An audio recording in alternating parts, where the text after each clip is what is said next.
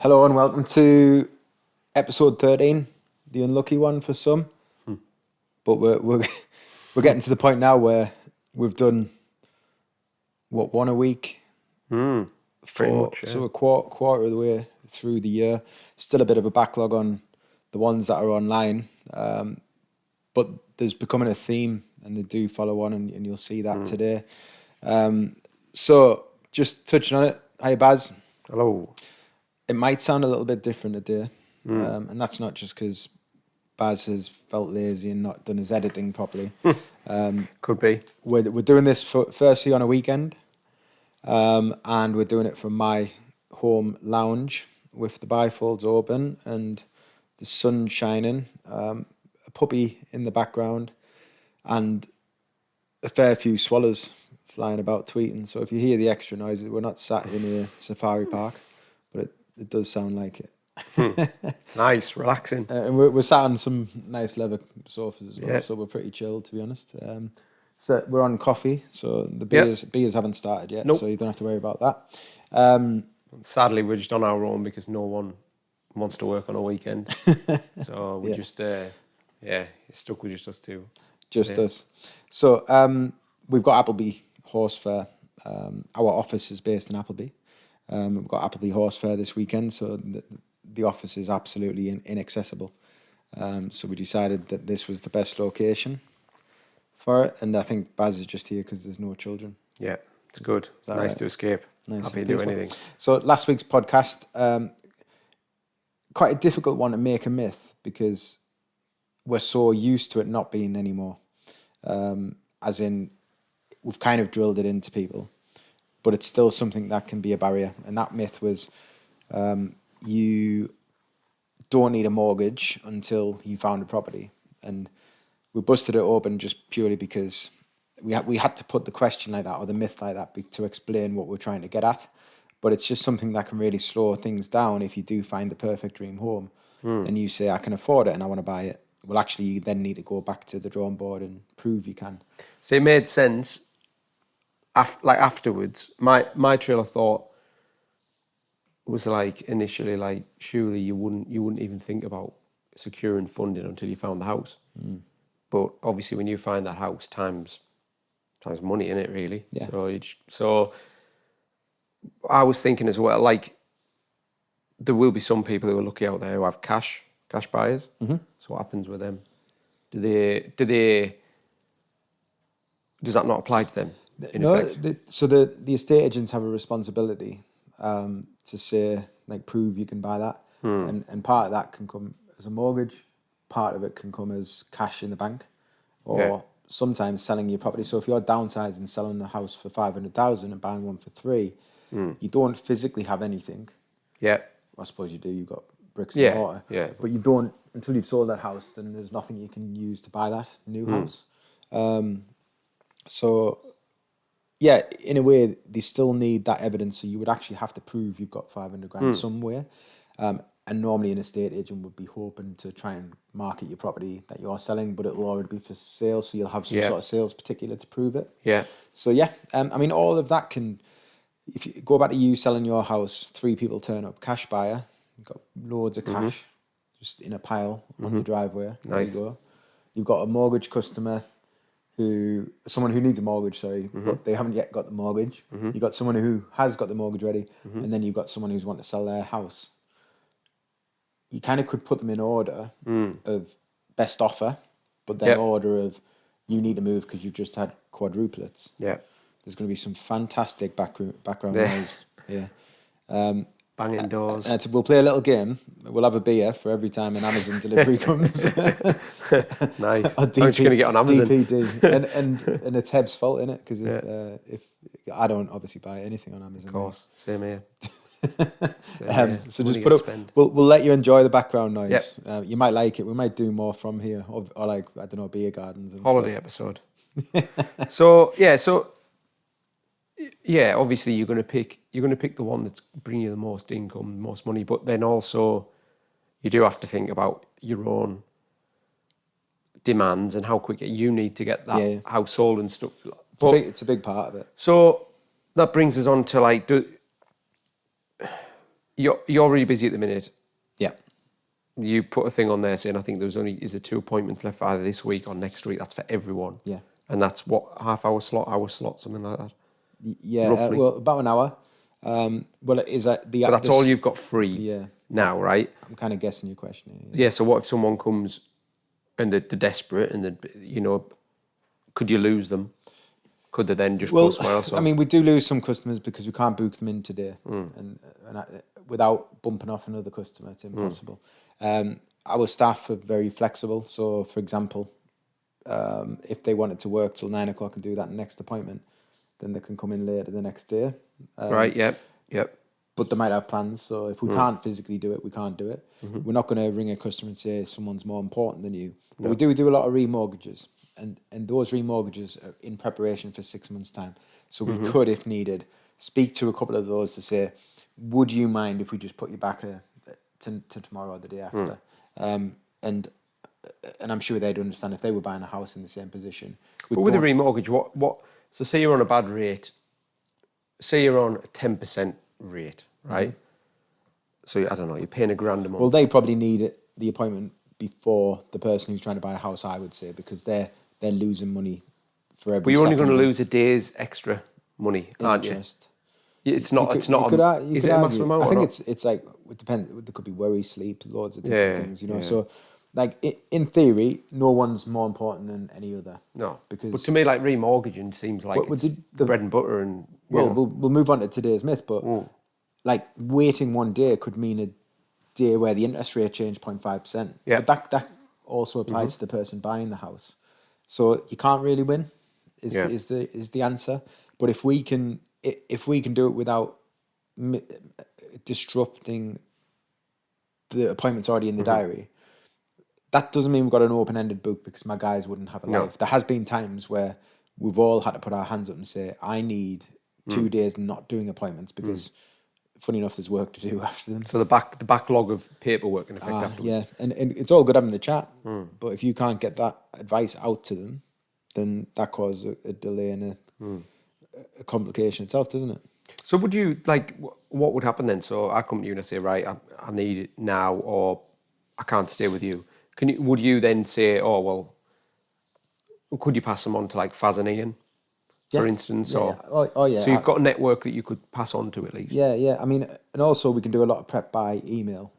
So we can shorten that call down. And like you said, that 1 hour slot, there is ability. So say they've got, last night, Chris did 4 appointments on a Friday, for example, which is rare in this week. But say he finished that appointment very quickly, then he could actually jump in, right, and do some of the work and say, right, I am free. So it's like almost like an ad hoc appointment, like a barber would say, look, I'm busy, but pop in. You never know. Yeah. So, yeah. But if we openly, we have a structure of kind of 45 appointment slots a week for mortgages, and I give my staff the ability to decide if they look at the diary and they're swamped, they could just cancel some of those appointment slots, not the appointments that's being booked. But that's why they've got to stay ahead and look at the head of the diary, because otherwise I'll just book them up. Because if they're not telling me they're busy, then I don't know. So a lot of it is forward planning, isn't it? Yeah, but one appointment could take 2 days research. So you never know. Yeah. Never know. It's interesting that side of it though, from my point of view, that like obviously every case is individual, but it has a knock-on effect on everyone else. It's a joke. And then you get other people who everyone thinks are most important, and it's a joke amongst us because you 8 o'clock out of my 8 p.m. appointment, I'd have text Heb, say I'm coming home soon. What's for tea or whatever. I'll catch the kids before they go to bed, and I'll turn in at 9:45, and that appointment took an hour and 45 minutes. Right. Because it was just complicated and needed the time. There was no point revisiting because I'm just going to have to do that appointment again. Yeah. But I take it you so can... just never know. But it's always the 8 o'clock one that goes on the longest. Oh yeah, it's bound to, isn't it? It's like anything, isn't it? The one that you need to get away. But I take it with that, so you like to have face-to-faces with people, especially the first time, don't you? But I take it you can be... It's cheesy, but for something like that, if you thought, oh, well, I need to be at home because I've got the kids, but the kids will be in bed, I could do 8 till 9. Or You know, you might have to sometimes be more flexible that way, are you? Yeah, I The mean, way, it's all changed now, even for local people. That I mean, obviously with the military, we always do telephone appointments, always have before COVID. Since COVID, it's almost as if people have got used to doing things remote, so you don't need to kind of come physically into the office No. to do it, but you can get so much more done through body language, just No, of itself. course, So when yeah, you're yeah. talking to somebody and I'm saying, does that seem affordable? Someone's saying, yeah, that's fine, but it's how they say, How how they their body react, yeah. language goes. But the other thing is as well, if they bring documents with them, you could literally scan them in while you're there. Whereas they could say, "Oh yeah, I'll do it as soon as we finish the phone call," and they might not send. You know, Get and at distracted. least Yeah, you know you've got yeah, you've got them. yeah, Yeah. and it is nice. I mean, to be honest, they can go on a bit longer face to face, whereas a telephone call can be a 15, 20 minute job if the customer is willing to kind of work with you to get all the information to then allow you to go and do your job. Because you don't have to have that. Do you want a cup of tea? How you doing? Like, nice to meet you, and put them at ease, because obviously you've got loads of issues with people not being comfortable in person, whereas they are on the phone. Then you've got the opposite, like Hev here, it's been on the phone. Yeah. She's on person, you're in person. Yeah. That's her thing. So yeah, And you get mint imperials in the office. There's a massive jar of mint there is. imperials in there, which I So there always. used to be chocolates and stuff like that as well, but All right. They had to need to come curb that. back. But yeah, so that was, we busted the myth, which nicely tees up, and like I say, it's becoming a bit of a trend in the story, and it interlinks with kind of the theme we're talking about, and it's relevant. I mean, obviously this podcast might not get out and listened to until like 3 to 4 weeks, but it's still relevant. It'd be ideal if we could do them live and people could listen, because we're talking about a problem today. Hence the kind of rant on Facebook earlier in the week, not a rant but a blog, to say this is a bit of an issue and it needs fixing. So the new myth today is once my mortgage is agreed in principle, my rate is secured. So as we sort of said last week, obviously it's better to have done the doggy work, found the kind of what you can get your DIP or Agreement in principle. AIP, Decision in yes, principle, decision in principle or agreement in agreement in principle, principle. whatever it's called. So it's better to do that. But either way, I come to you and I say, right, this is what I want. 200 grand mortgage. You found is it at a rate of, I don't know, what would we say at the minute? 5? 5 is 5%. a nice round number. Right, Yeah. 5%. So I go away. We do all the bits. So you've got me in agreement in principle. When it comes to actually finally signing up for it, signing my life away, the rate could have gone up or down, or are they beholden to you for a certain amount of time from the agreement in principle? Or No, so this is the drama we're facing at the moment, and I think I said in like for every 10 cases from the initial conversation, whether it be a week or a day or 2 weeks, from the initial conversation, the rates that were available, and we based the affordability and recommendation on, 9 of the 10 have either changed or stayed the same. One might have gone down, but between those 9 that either stayed the same or increased, I think it was more like 5 and 4. So almost half of the rates that didn't go down, more than half of the rates that didn't go down, went up. And that payment, that might have went up 30, 40 quid a month. And to some people, which if that you're is, on the right on the edge, yeah, of the yeah. cliff. But this But is surely it's a trend that the minute. You know, there'll be good times at the minute. it's Everything's good times we're and bad shooting times. up. So But when you've rushed into it because you've seen the house, you want to put an offer in. You've asked us and begged us to have a Saturday morning appointment. We've given you the time. We've gone through the figures. You've thought, oof, that's tight, but it's affordable. Then you go away, put your offer in. Come Monday, Tuesday, rates have gone up. So the problem is that the agreement in principle doesn't secure the rate for the product. Now that's okay, I get that, but there needs to be something put in place from the lenders that at least gives a timescale, rather than at the moment we have to tell people a bit like that only this rate is valid for the next 7 days, or and it's something only like that. valid for today. I mean, 7 days would be still too short, but at least it's something. Who's the onus on there then? The lender. So nationwide, So I I said come- in the blog, nationwide, if I get you an agreement in principle on that 200 grand house today, 150 Yeah. grand mortgage, that as long as the purchase price and the loan amount stay the same, that rate is locked in for 30 days even if at their agreement in principle. every other product they have goes up to 6% or 10% or whatever. You've nabbed it at So agreement in principle. But that for all they offer that as a service, it is brilliant. As soon as you make a change, you need to go back through that agreement in principle, and the agreement in principle secures the rate. So not often do you come to me, other than I've seen that property, my offer's going to be 200 grand, I want 150 grand mortgage, 50 grand deposit. They put the offer in and come back, yep. Because if it goes to 199, has to be changed. we have to change it, and So then they have to up or pick from down, the it'll new have to rate. be changed, right? Yeah, so we'd have So- to pick a new one. So I come to you, so to get the process right and made, I come to you, say what I want, found a house, you found me the mortgage, Yeah. get an agreement in principle. Why?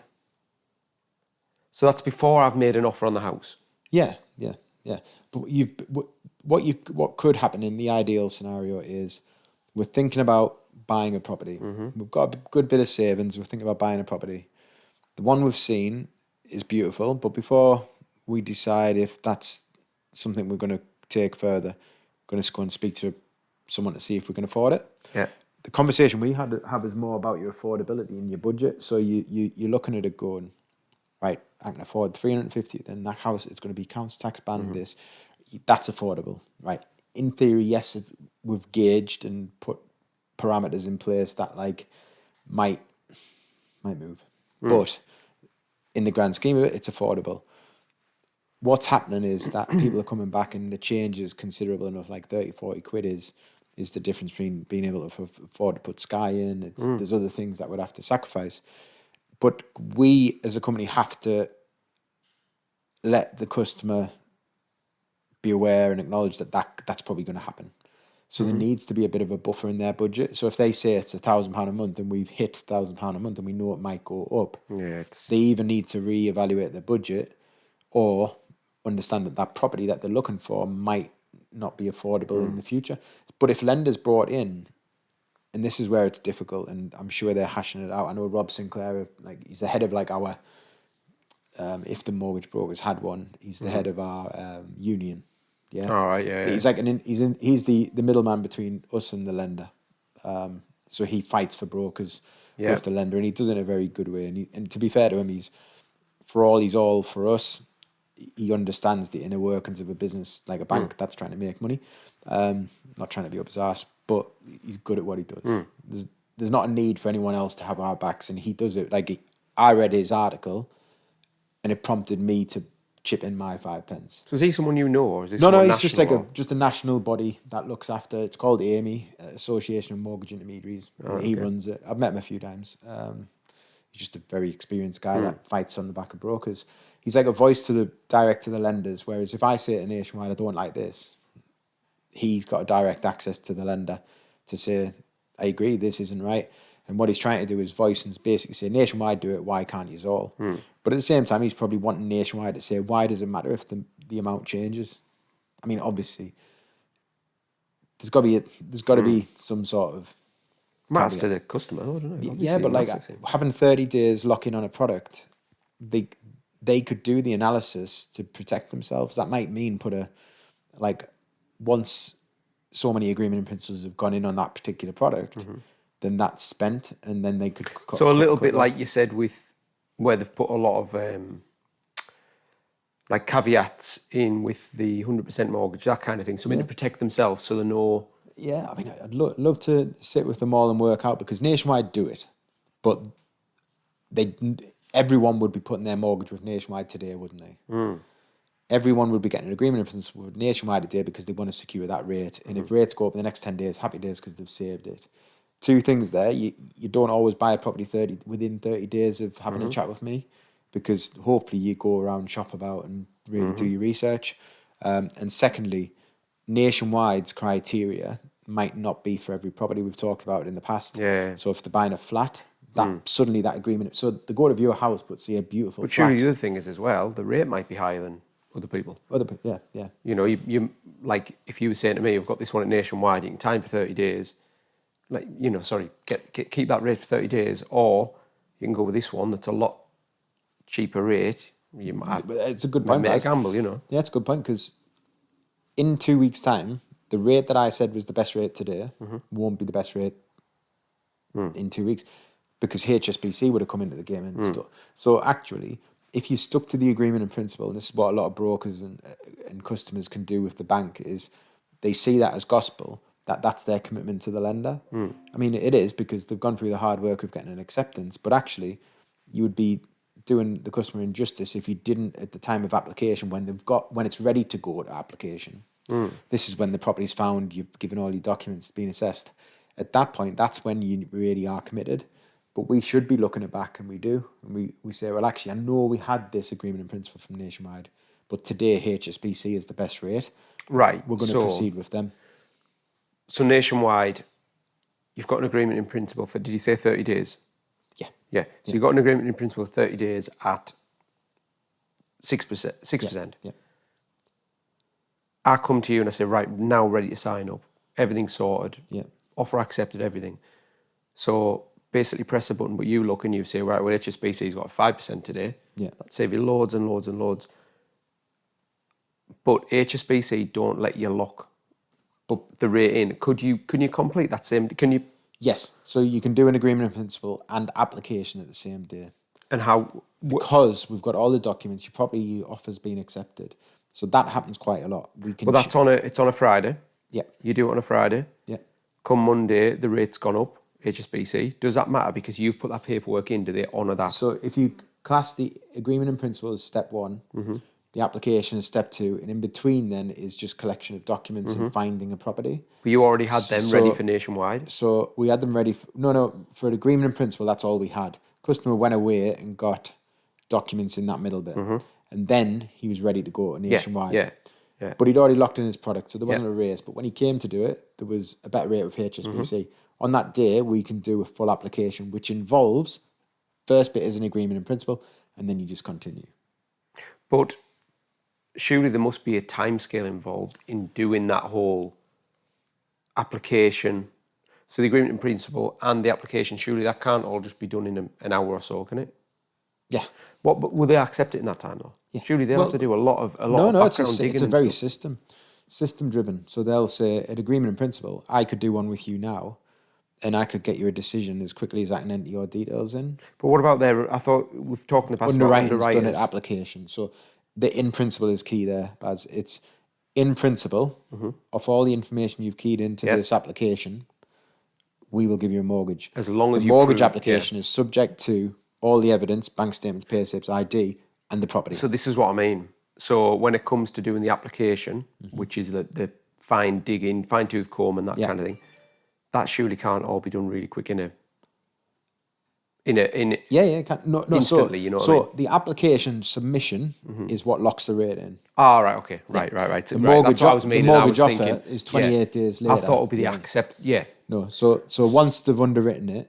So April the 1st, I come to you, say, with we're all going your with paperwork, property found, solicited, going Nationwide, ready to go, but then you say HSBC here, they've got a low rate, right, we'll go with them instead. You put in agreement in principle, which is step one, and the application, pretty much straight away. Yeah. We've got that rate. They're definitely going to stick to that, but you won't get the money until 28 days later.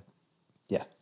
And it is an odd one because there's not many industries where something like imagine a clothes shop saying, today you can order this t-shirt for £10. Yeah. So you order it. You're going to pay for it when it arrives, but the price can go up between now and it arriving. If it goes up, we're going to bill you 20 quid because it's gone up. Yeah, it's mad, isn't it? Because we want that Nationwide mortgage at 3.99. We've applied for it in principle, gone and found a property, come back and wallop. Right, okay. But this is where we can go back and go to the drawing board. And at the moment, this is where we're busy. Because every day, a new application, we have to resource and check. We can never get the same rate with the lender. It's always changed slightly. but it might be HSBC's got the same rate as we'd offered them. But there might be a reason we didn't go with HSBC, self-employed, 1 year, whatever. So it's not just about what's the best rate. So has this always been the case? Has this all, has kind it of always has, happened but this? Or is it what just with the way that it's a bit crazy So at what the he's minute? trying to, because he's wanting to turn this myth into reality that once agreed in principle, your rate is secured for X amount of days, and that needs to be something the industry does, whether it's 7 or 14 days, or ideally 28 days, Yeah. because they can't leave it open forever. We need to have a standard, and it'll make our life easier, but also the customers are put less at risk, because no one ever backs out of a mortgage that goes up 20, 30 quid a month. What do you mean? No one. The two sold on the property. Right, okay. It's a lot of money per month in difference, because your budget's there for a reason. But when we go back with the rate, no one says, well, I'm not buying the property anymore. The two in love with it, pound a day extra, they're not too fussed. But then put that to anything else, like Sky going up 30 quid a month, or your life insurance. Straight away, they'll question the price. That's not a bad thing, but it's relative, because for 30 quid a month extra, You're getting the house of your dreams. Yeah. Basically. But the other thing is with that, it's all right saying it's 30 quid, fair enough. It's not. It's a drop in the ocean when you look at how much your house is costing, but also food's going up, energy's going up, everything's going up. So they might think, yeah, it's fine. Say you did it before COVID, and you thought, oh, of course I can cope with that. Yeah. But then when it hits the fan, a couple of years later on, you're like, bloody hell, even that extra 30 This is quid a why month. folk are striking, and it's gone off the news now, hasn't it? You don't see it on the news about striking, because they've all settled and got what they wanted. But it should have been, especially for the public service and armed forces and NHS teachers and things, it should have just been a given. Like I'm like everybody. I just see it as media and whinging people on a picket line saying I want more money. But when you look at the pay rises versus what's gone up, it makes you think, like, because when you get a pay rise at work, you chuff to bits. But actually, if you looked at the growth of everything and the prices, it's just keeping you close to what. It's just they're just bringing you in line with inflation. That's why I charge you so much, because I just think got to plan for the future, haven't you? Got to know what's happening. Wait till you see the bill. Yeah. But yeah, it's a good thing. But then if you see it from the lender's point of view, right? I'm just trying to think, are the negatives, right? What would the negatives be? They could miss out on 28 days worth of having a higher rate. This is why they all need to do it. It can't just be one, because for one, you all, as a broker and a customer, when I explain that Nationwide will offer you this product today and it'll be guaranteed for 30 days, even without a property, that itself is a USP, and it will be a reason why you would want Nationwide. Even if Nationwide's rate was slightly higher than HSBC's today, at least it was guaranteed for 30 days. You're going to view a property, you can get your documents within a week, you know the price, and we're going to submit. A little bit like people tying in for longer with a mortgage. A little bit like that. Because you know what you get. Yeah. So if they all did that, at least then, within the 30-day period, for one, the lender knows, and if they all do it, they'll almost have the same influx. Because what they can do then is, at agreement in principle stage, consider that product, what's the word I'm looking for? The budget for that product. So Nationwide have got a product for 3.99. They've allocated 5 million of lending to it. Once enough agreement and principles have gone in for that particular product, that rate has gone. So technically, it would just come off the sourcing. At the moment, banks do that at application. So once 5 million of applications have gone in, it's gone. Some of them don't go through because... Yeah, so it could be based on the agreement in principle. I think so. And this is what Rob's pushing, because it's just a shift in the way they do things. And yes... But I suppose with application, they know that's tied in and finished. With application, with agreement in principle, it's kind of like, I'm interested. Doesn't mean the customer's going to go for it. So it would be a bit hard to...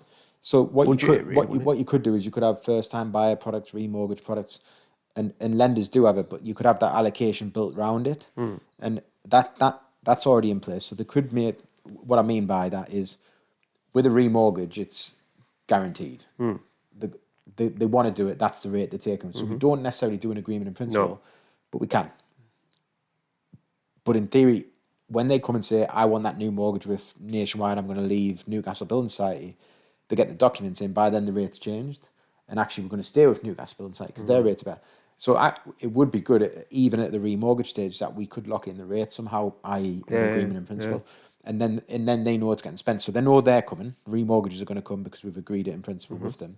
Then also on a purchase, yes, they might not all buy, but there's millions of reasons why properties fall through. At application, down valuation, people splitting up, declining, losing What happens jobs. there? What happens there? If I've signed up and you say I've got 28 days and the money will come in, is that like, can I pull out at that point or not?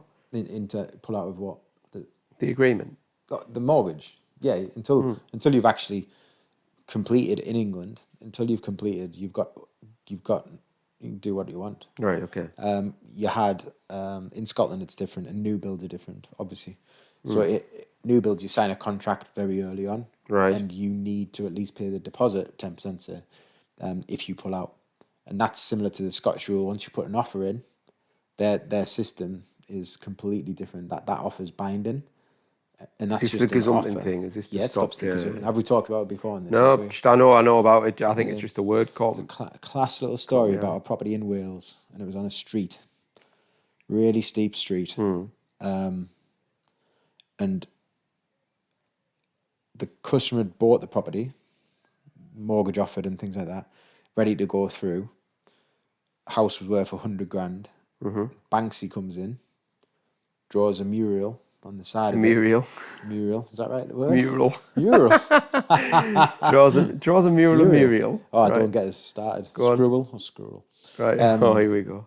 Right. So he draws a picture. Draws a picture on this street that goes like up, and I can't remember how he did it, but it was a slanty street with a bit like that street in, is it Chicago? Yeah, I know what you mean, And anyway, so he did it, and the picture, obviously that house then becomes worth 500 grand, and the person who's selling it says, I want 500 grand for it. And he said, well, I'm not buying the house, but now he went, well, tough. So that was it. Pulled it off the market, kept the house, 500 grand. And how deep in were they into, had it offer accepted? It could be moving in tomorrow, completion tomorrow, pull out. Happens a lot. That's the English system. It's not right. That's not, is it? That's surely. I mean, you can exchange. You could exchange earlier on. Well, I would always push to. Well, to be honest, we had neighbours literally a couple of doors away from us. They had the removals van all loaded up. I think it was on the Friday. They were moving in on the Saturday, and then fell through. Yeah. So they paid. Obviously, they've got the removal guy to pay. They've got everything now in boxes. Paid the broker, solicitor. Everything, yeah. And it ended up that I think the removals, because they were a local company and they're good, they came and did it for them for free when they did eventually move. But like, that's just that. It's insane that can still happen. Yeah. Whereas in Scotland, it can without good reason. I think there's mitigating circumstances and stuff like that. So what would have happened in Scotland with that? Oh, he would have. He's acquired a property, but on the other hand, it can work in your negative, can it? Like, so it could flood, could burn down. You're technically at contract stage. You need to build, like, insure it yourself, and that's why we encourage people to set their insurance aside from exchange of contract, because they technically own the property. They've got that again. So they've got to exchange of contracts means you've got to follow through on the purchase. Is that the day you get your key? Is that when you get the keys? That's correct. Yeah. Exchange. That doesn't mean that someone can go in and say, take all these bricks out the garden and all that. You know what I mean? You have a exchange of contract. You're leaving your curtains. So you can't take your curtains and wreck the property. But if things change and suddenly, I don't know, there was a massive something in the news down the street, one of the house, you would have to buy it because you've exchanged contracts. There was the floods in Kendal, brand new properties, and we had a customer who was purchasing one of the properties. He exchanged contract and it flooded. Now, that's a circumstance where he had insurance. It never flooded before, but he had insurance, so he was insured for his own property. But because of it being such a vast flood in Cumbria, I think the government stepped in with floodery and things like that to cover them. But the builders obviously had their policies as well. So some properties that they built on site hadn't been sold, so they were responsible for them, but they have their own insurances. It was covered as a mass. But if that was technically something you were moving into tomorrow and you've already exchanged contract and a natural disaster happened, then technically you've exchanged contracts and it's yours, subject to cash exchanging. So when do other people start insuring? What's like the rule of thumb? Day one. Yeah. When you're in? When some do exchange, everyone exchanges contracts, but it happens on the same day normally. Exchanging contract, exchanging completion happens on the same day. And what about insuring though? Is that when you would insure it from, usually? Yeah, because you have an insurable interest from that day of completion. So even if even if you're spending 2 months doing it up, you'd insure it, obviously. Oh, absolutely, yeah. Okay. Yeah. So you said at the minute there's all this thing with the rates and stuff. Is this because it's like it's not a settled time, obviously, is it? No. So this hasn't always been a big problem, has it? And also it was always quite a competitive market where if Nationwide had a 3.99, Halifax would have a 4.0. So NatWest close, would have right? 4. Okay. And at the moment they're taking turns grabbing bits of the market. Yeah. Understandably. But is there quite a big gap then in a lot of things? That's the annoying thing is these rate increases. 0.1% is normally quite a big jump. Right. And some of these rate increases last week were 0.5. And that's where the 30, 40 quid comes into it. Because we can make a call as a customer, obviously we know their affordability. And when the rate changes and it's affecting monthly payments by £2.50, then we know they're going to be okay with it, but we still got to let them know. But when you're letting someone know 40, 50 quid, I think it's like and 10 quid is more than 100 quid a year. And therefore that's something to shout about because that's someone's car insurance policy. Yeah, of course. It's relative, isn't it? Yeah. But in theory, when it comes to a property, people will just pay it. I think lenders know that, That's what I was going to say. I mean, is that almost forcing the customer's hand as well? If they think, well, you're not going to get much better anywhere else. Who needs that 30 quid more, the lender or the customer? Do you know? Yeah, so exactly, I think that if they all could come on board with this, where an agreement in principle triggered the product security for 30 days, then that would be amazing because then you're going to have each lender doing the same. And they almost know what might come. Yeah. But even at application stage, and say Banksy did draw on the house's wall that you were trying to buy, he decides to take it off the market. You can't do anything about it. You've then got to go and find a new house. And guess what? At new rates. Yeah. So even if we put this measure in place, it wouldn't fix everything. No. But it'll at least give a bit of stability to personal finances because budgeting is key. What's the point of this budgeting if actually in 2 days when you come back, you things have rebudget? changed? Seems mad, doesn't it? It does. But how long will it be like this? Probably until they did something like they're asking them to, because at least then. So how long has this been going on? Them asking these guys. I mean, the good news is over the last 2 months we've been doing the reverse. People have been coming to us 4.5%. Right, finding the documents, finding the house, coming back. I want that one now. I'm ready. Here we go.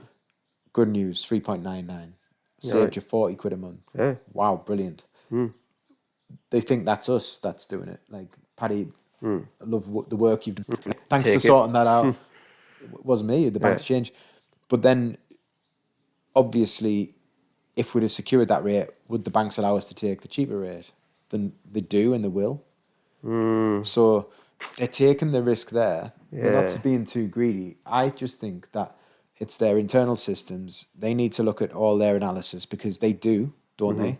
Like if they'll know how many people agreement in principles were done with Nationwide last month. How many of those agreement in principles progressed through application on a buy-to-let purchase and remortgage? At certain age groups, at certain values, at certain new builds versus second-hand. Like they could do all that analysis very quickly. Yeah, of course. And therefore, they could prompt the structure and pricing of the product accordingly based on that, and they won't be far off wrong. And it'll actually stop. Because if I said to you today, and you did find a house, and the difference between 0.5% and not was affordable, you would want to do it nationwide to lock you in, wouldn't you? Yeah. So very clever of them to do so. So why don't they all do it? And I think that's what, like, when I like it when I see Rob Sinclair And is this the a national media. campaign he's doing then? He's just a very powerful voice, and when he says something, lenders listen, and he's the voice of us intermediaries. So he wouldn't just go off his own whim. He's listened to everyone. What's your pain at the moment? And it's interest rates changing daily, because customers are like, but you said no. Remember when we said it could change? Yeah, but I didn't think it would change that much.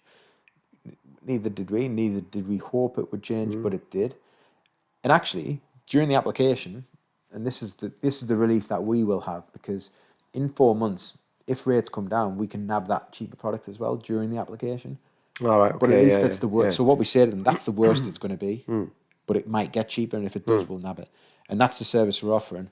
So that'll never change. Always been the same, that. But it's this front end support we need from the lender to be able to say, give us a window, because they withdraw products tonight, and we will have someone who's came to us last week. That's the product. I'm ready. I'm good to go. Get my documents. Found my property. Right, here's my paperwork.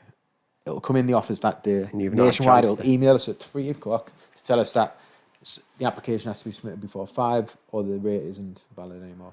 How can the banks ever be on a two? And Nationwide will still say that, because not everyone secures the rate at dip stage. They would say, I mean, how can a bank that profitable, a building society in Nationwide's instance, how could they be so worried about profitability for a 2-hour window? You know, they're going to bring out a new product, and I think, and he thinks, that it's alleviating more pipeline. We've had 100 applications today. We're swamped. All right, okay. Turn it off. Product gone.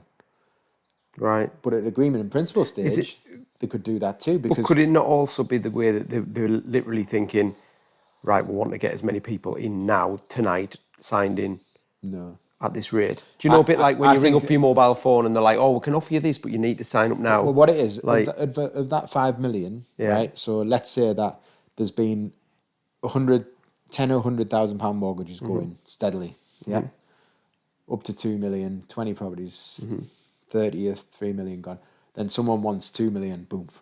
Yeah. Instantly that has been taken, but they were expecting it on average to take right, another okay. 3 or 4 Yeah, days. yeah. So they've had to pull the plug, because if that one goes in, then the next day 10 go in, then I want 6 mil. So it's one of them where there's a reason behind it, but they could do that earlier at dip stage, because the dip would then turn into more of a solid sale. Yeah, exactly, like wouldn't a- it? Because yeah. like, oh, I've got that rate, I've nabbed it. I'm going to go away and think about it, as opposed to, is that the rate today? Cool. Because another frustration for us is customers are saying, what's the rate today? What's the rate tomorrow? What's it, right? Has it come before going to view a property, because they want to know? And I'm like, it'll change. Yeah. So don't be worrying about that. If you're worrying that much, that £10 a month makes a difference. That property's not for you. But it is a big thing, because surely this is pretty unprecedented how much the rates have gone up, because I was on 0.5 above base rate, I think, on a tracker. Yeah. And it's gone right up to, I think it's 5 point something now. And the difference in payment is huge. Oh yeah, it's massive. It is honestly massive. The way, and that, what will that be in a year? But like, obviously I wouldn't say it to all my customers, but I remember doing your remortgage research, and remember saying, I don't want your money. Stay where you are. Yeah, Because you were laughing. Oh, it was. But, I mean, you couldn't get anything like it. I mean, could you? of course, we could have come in and said, right, Baz, we think this is going to happen, and you need to lock in now. But imagine in 2 years' time you came back to me and went, Paddy, nothing happened. Yeah, but because I've wasted your money. Yeah. So that's why we put it to you, and you just come to us when you're ready. This is it. But you've got to weigh up those 10 plus years or whatever it was, because I know what type of mortgage you had, which was fantastic.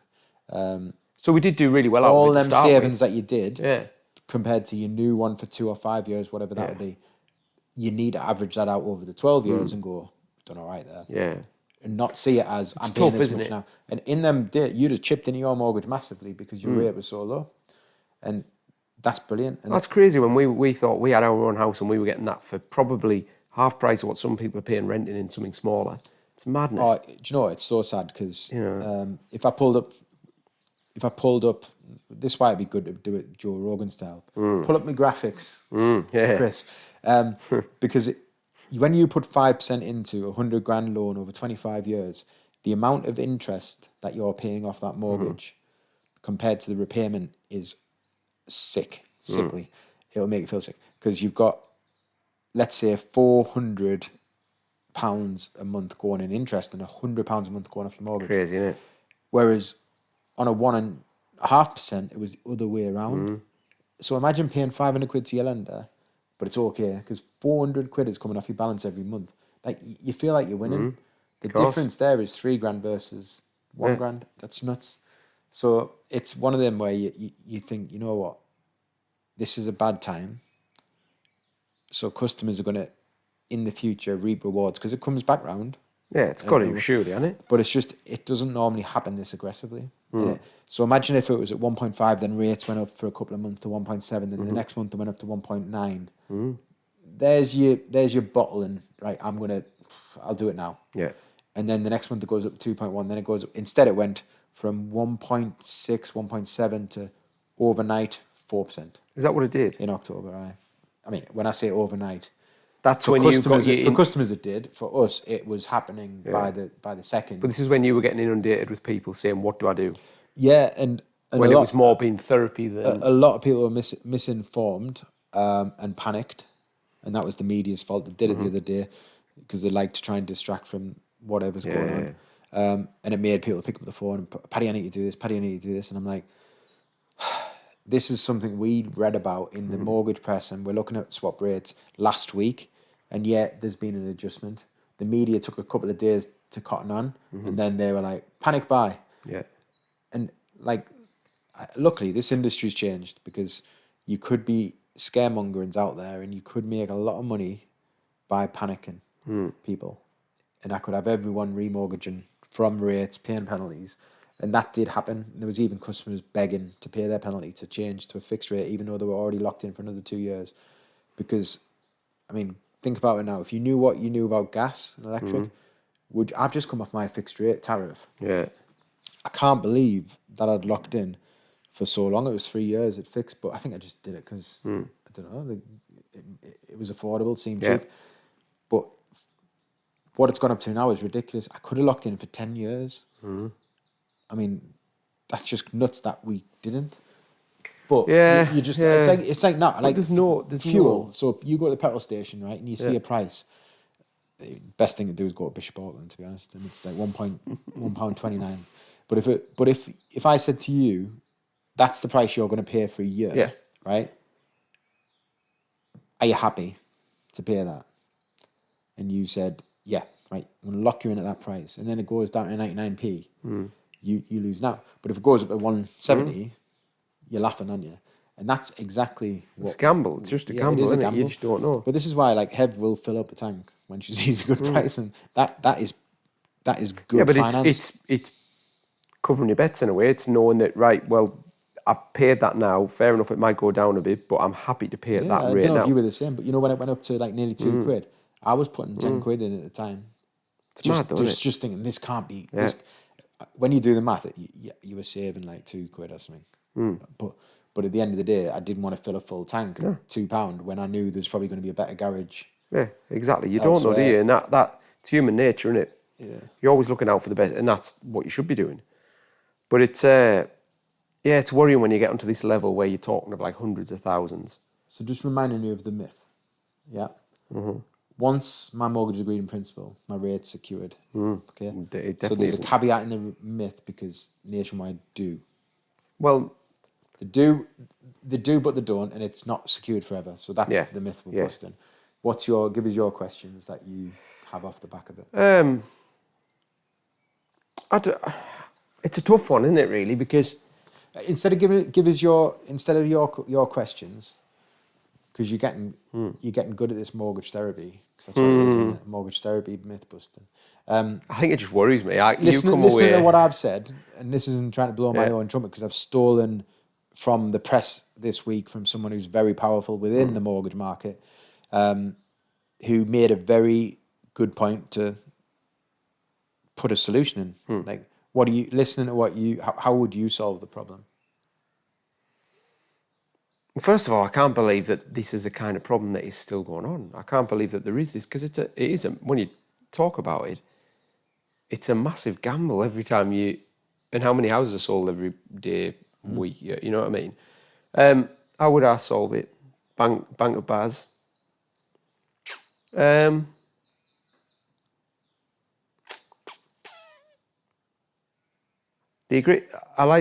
why do you need an agreement in principle and what do you call it? The actual contract. What do you call it when it actually goes through? Not an agreement in principle. The mortgage offer. Yeah. Why do you need that? Wouldn't it be an ideal world? Wouldn't it have your stuff there that's accessible for all the lenders to see? Yeah. You don't need to go through that thing. Basically, I come to you and I say, find me a Yeah. whatever. I'll say you stored my documents. Okay. Then you can go to any of the lenders and say, right, once this rate, can you lock him in? You can see there he can definitely afford it, definitely wants a house. Like, I don't understand. Maybe I'm being a bit So what naive you're there. saying is almost a commitment to the lender.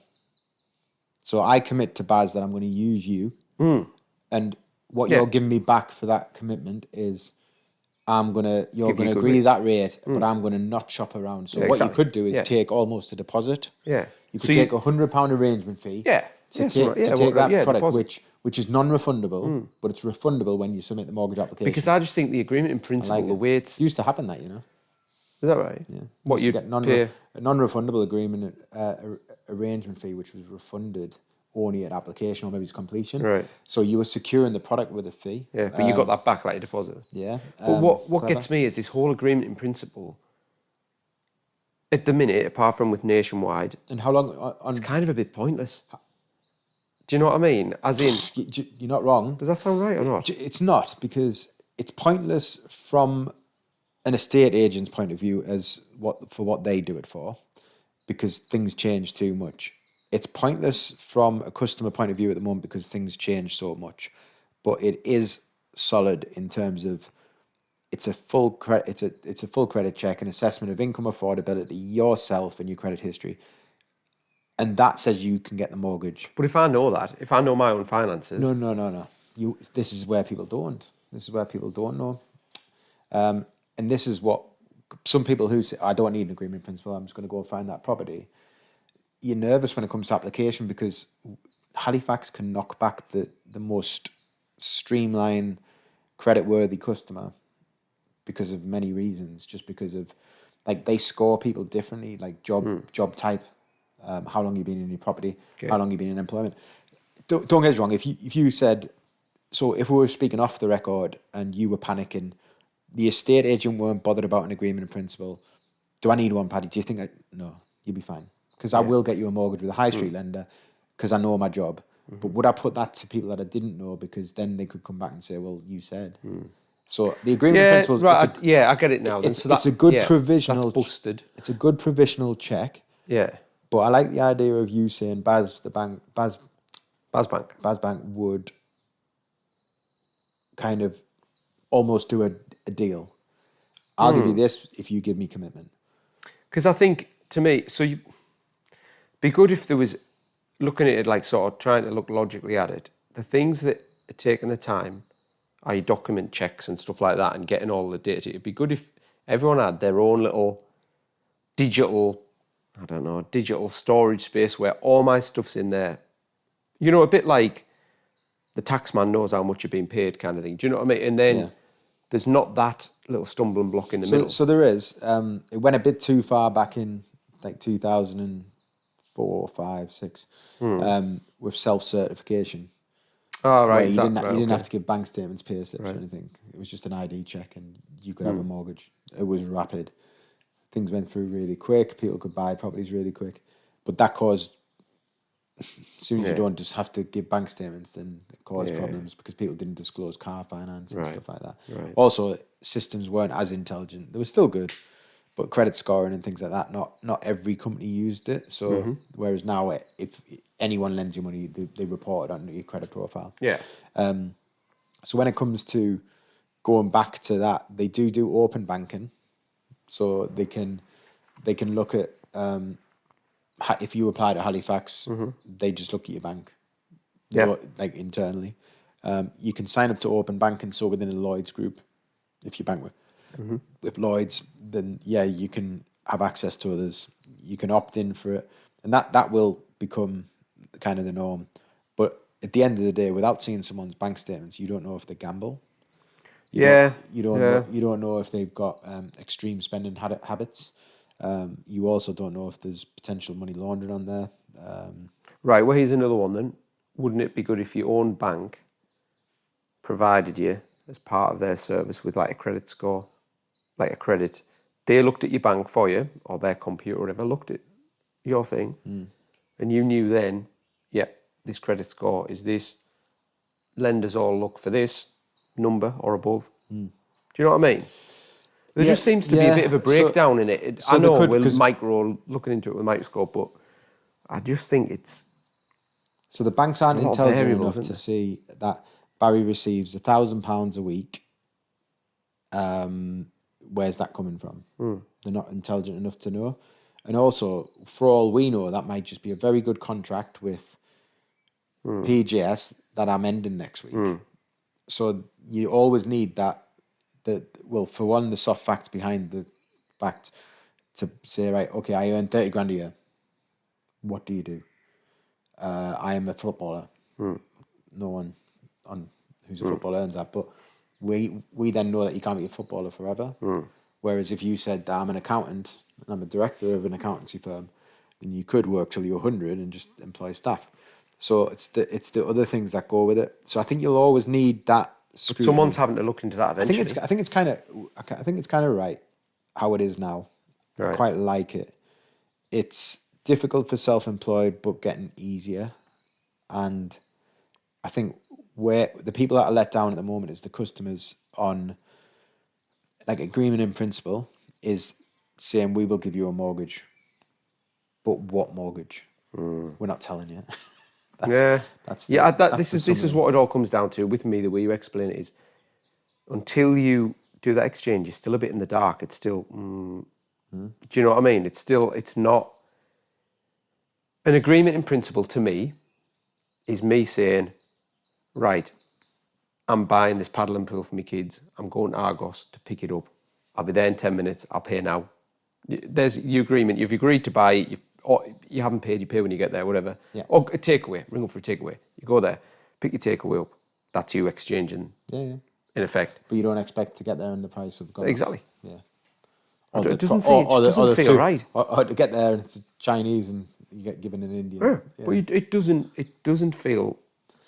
It does. You know it's what? the biggest thing you ever buy. Do you know what? Really? It doesn't feel right, but when we as a company explain it to our customers, they understand it. We'll have built the budget for a bit of a buffer and fluctuation in pricing over the next week. We have follow-up appointments every month almost with customers to say this is the new rate. So frustratingly, we bail the banks out by... You're doing the best you can. I think at times with... I wouldn't say it's a bad system or a bad situation, but it's just a one that it's not as cut and dry as you think. I want a mortgage. I've got this much going in my bank. I've got this much going out of my bank. I can get this mortgage. There's a house for the money that the mortgage is for. Done. It's it isn't that straightforward. So there's the myth busted. It's not straightforward. No. And that's where the banks are letting us down because this shouldn't be a myth. It should be a fact that once you've agreed your mortgage in principle, your rate is secured for 30 days across the board, subject to the property, because that's basically it's an agreement to look at. Well, agreement in principle is broad enough to cover their back, isn't it? Yeah, it's a great agreement in principle, subject to everything being as you said it would, and the property not being some broken down castle. It's an agreement to look into your situation, really, isn't it? And if you go to buy a castle that's fallen down and the lender says we're not lending on that, then that's fine. Go and find another property that they will lend on. But if you have to then move to another lender, then of course you're going to then pick a rate. That way the customer's not at fault, because at the moment the customer doesn't have any guarantee other than Nationwide will give them a mortgage. But what will the mortgage be? No one knows. Yeah, that is. I didn't think that was going to be a one you could really get your teeth into today, but it's kind of got us a bit angry. I don't know, just kind of made us feel a bit like. Well, what we're lucky is because we've got a voice. The broker side and intermediary side deal with the lenders and customers all of the time, from all walks of life. If you come in and say, I'm self-employed, I've been self-employed for a year, and you walk into NatWest Bank, they'll tell you there's nothing we can do. You walk out, but everything else on your criteria could have fit their bill to the point of the bent over backwards for you. But that one bit of criteria meant nope. So then you went to the next bank and you said the same. Eventually you came to Halifax and they said, well, we can actually, but we can't lend you this much, or you don't meet our criteria in other areas. Whereas we, as the gurus, because we know every lender's criteria. You'll have a close second, will you, usually? Or We'll always have a few, and that's where if a customer came to me and said, this is my situation, and there was only one bank for them, and this happens quite often, more than you'd think, one bank that would fit their criteria, they're kind of a sucker to them, because whatever their rates are, they've got to take, or not buy the property. And even at that point, it would be useful to secure the rate, because if that does jump up to 2%, which sometimes it can jump up that much, or they could pull the products completely, literally pull them. Doesn't exist. Well, stop lending.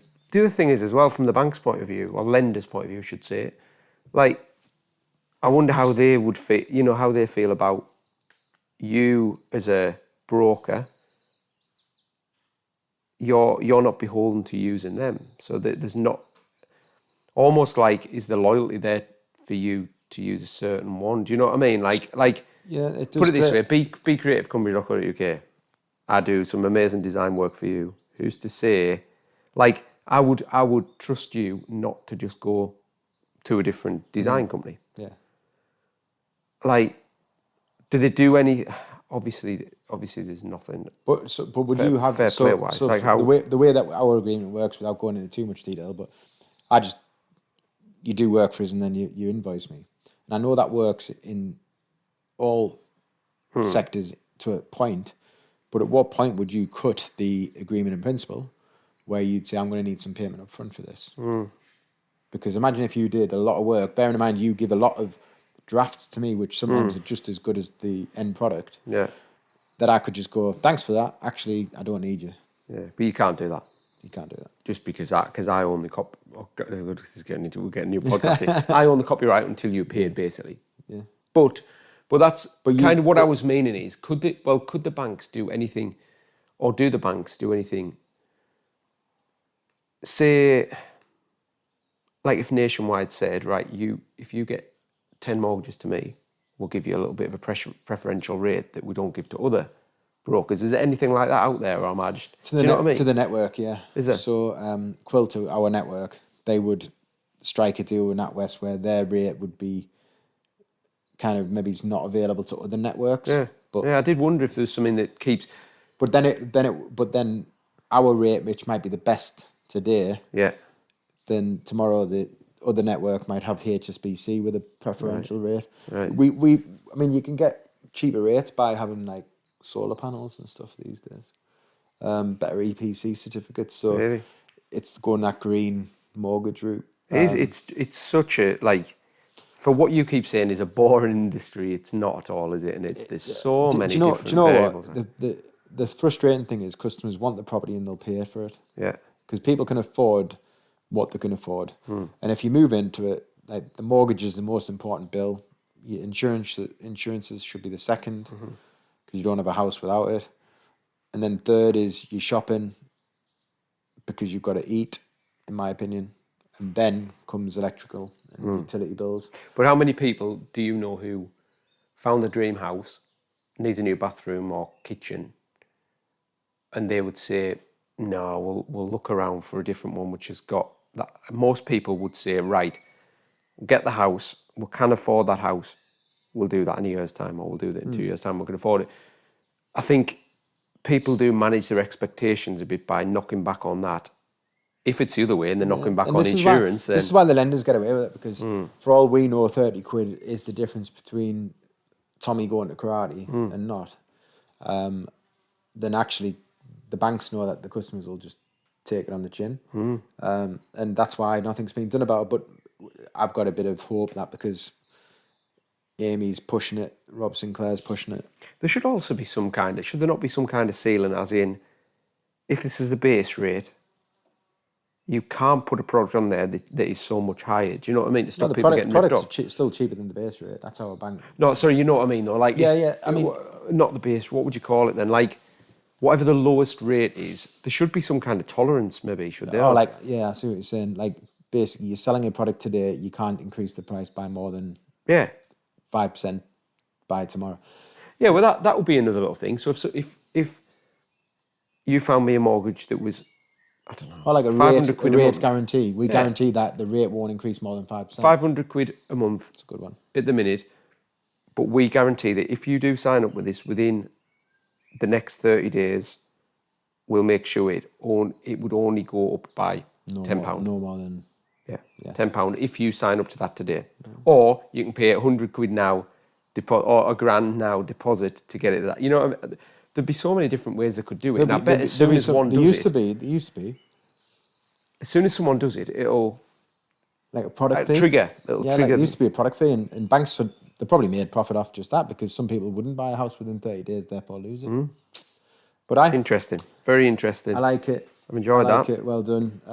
That was another myth busted off the cuff as well. We think of these myths beforehand, because the myth busting podcasts aren't really out there in the world, and we're on number 13.